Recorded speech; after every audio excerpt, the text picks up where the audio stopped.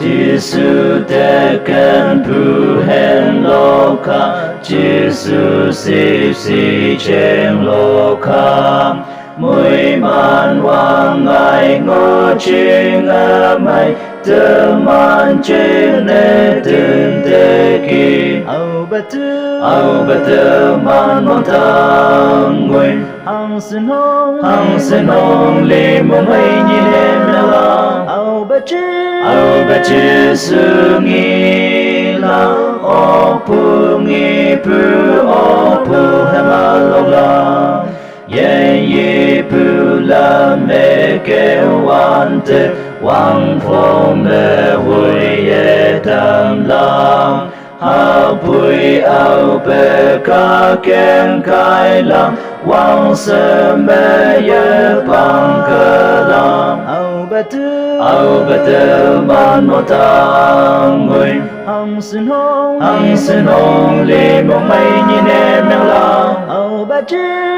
ba chê sư nghi la o pu nghi pu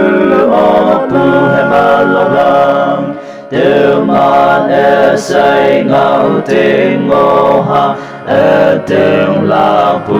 hay ngô ha mực ti si wa lam như cha hay sang pu hương hậu a tiêu lang au ba tiêu man mo tang ngui hăng sen hong li mong mai nhìn em la au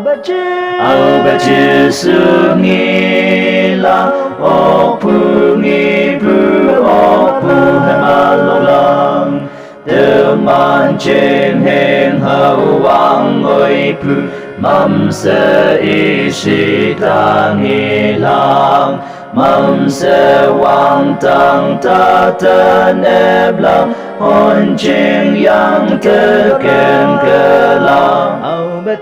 au ba te man mo tang ngồi hăng